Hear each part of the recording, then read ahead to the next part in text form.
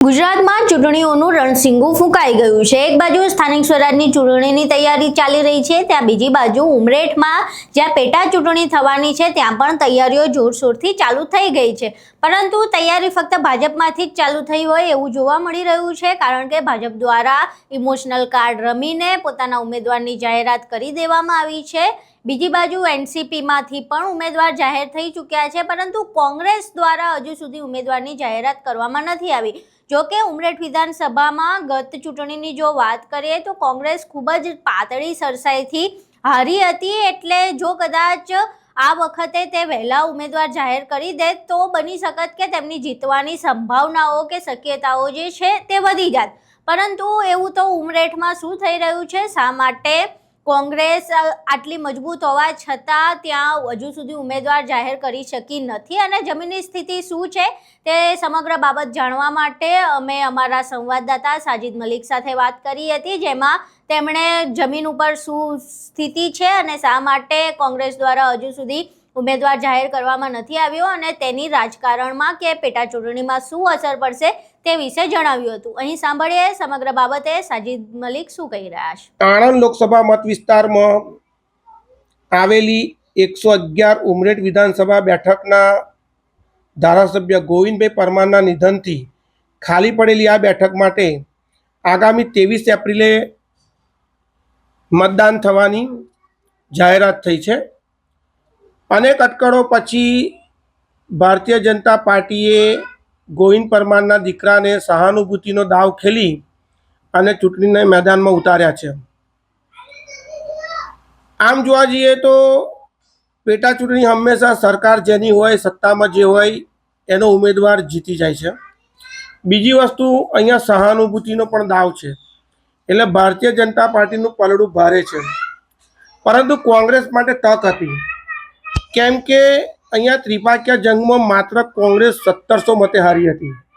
બીજું કે ગોવિંદ પરમારના નિધન પછી ચૂંટણી જાહેર થઈ એ પીરિયડ દરમિયાન કોંગ્રેસ માટે પૂરતો સમય હતો। જો પોતાનો ઉમેદવાર સમયસર જાહેર કરી નગારે ઘા કર્યો હોત તો જે ઉમેદવાર હોત એ ઉમેદવારને પ્રચાર કરવા માટે, જાતિગત સમીકરણો બેઠા કરવા માટે પૂરતો સમય મળત અને એક પાક્કો મેસેજ જાત કે કોંગ્રેસ પાસે નિર્ણય લેવાની તાકાત છે। પરંતુ તમે જોઈ શકો છો કે ભાજપમાં ઉમેદવારોની એક લાંબી કતાર હતી। નિષ્ણાતોનું માનીએ તો ગોવિંદ પરમારના દીકરાને ટિકિટ આપવાની શક્યતાઓ નહીવત હતી, પરંતુ સહાનુભૂતિનો જે પ્રશ્ન હતો એ રીતે જોતા ભાજપે એમને સહાનુભૂતિનો દાવ રમીને જ ટિકિટ આપી છે।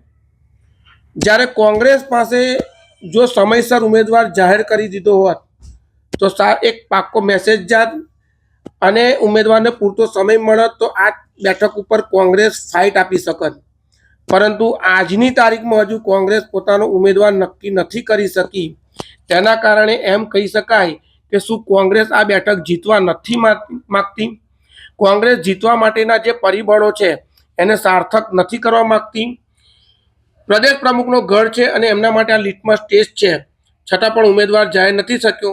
અહીં તમે સાંભળ્યું કે અમારા સંવાદદાતા સાજિદ મલિકે જમીનની સ્થિતિ દર્શાવતા તેમજ કોંગ્રેસની હાલની સ્થિતિ શું છે તે સમજાવતા શું કહ્યું। હવે પ્રશ્ન એ છે કે કોંગ્રેસ જે આટલી મજબૂત છે, ખૂબ પાતળી સરસાઈથી ત્રિપાંખિયા જંગમાં હારી હતી, તેમ છતાં હજુ સુધી પોતાના ઉમેદવાર જાહેર નથી કરી શકી, ત્યારે એવું લાગી રહ્યું છે કે ક્યાંક પેટા ચૂંટણીમાં આ વખતે પણ ભાજપ પોતાના ઇમોશનલ કાર્ડના કારણે જીતી શકે છે અને કોંગ્રેસ દર વખતની જેમ મોડી પડી હોવાના કારણે ક્યાંક હાથમાં આવેલી બાજી પણ હારી શકે છે।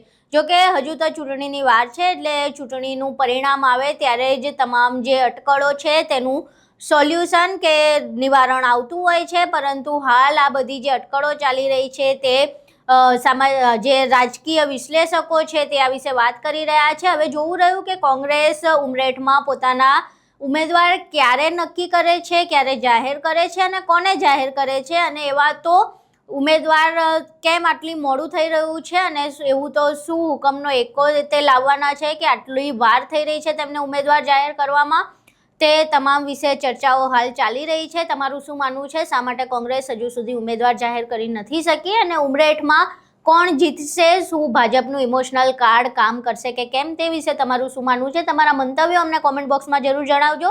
વિડીયો પસંદ આવ્યો હોય તો વિડીયોને લાઇક કરજો, શેર કરજો અને ચેનલને સબસ્ક્રાઇબ કરવાનું ભૂલશો નહીં. નમસ્કાર.